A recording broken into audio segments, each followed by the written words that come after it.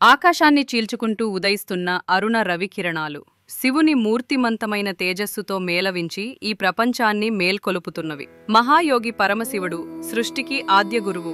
ఆయనే మొదటి యోగి, ఆదియోగి.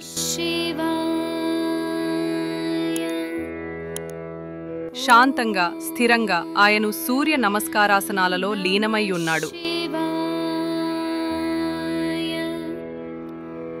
ప్రతి స్థితిలో ఆయన భవభయహర రూపం.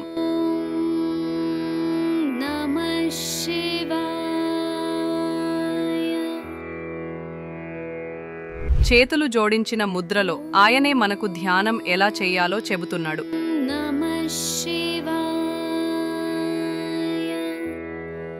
శరీరాన్ని వంగించిన ప్రతి క్షణం కేవలం వ్యాయామం కాదు, అది భక్తి, అది త్యాగం, అది లయ. ఆయన్ని చూస్తూ మనం కూడా ఆ యోగ పంథాలో సాగిపోతున్నాం.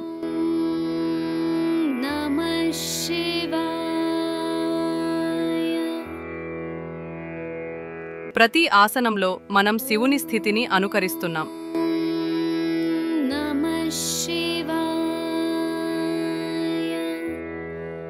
మన శ్వాసలతో పాటు శివుని నాదం కలుస్తోంది.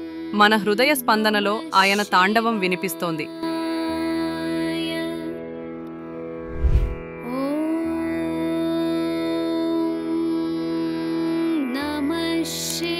ఇవి కేవలం ఆసనాలు కావు, ఇవి తత్వాలను చెప్తున్న దివ్యకాయ సూత్రాలు.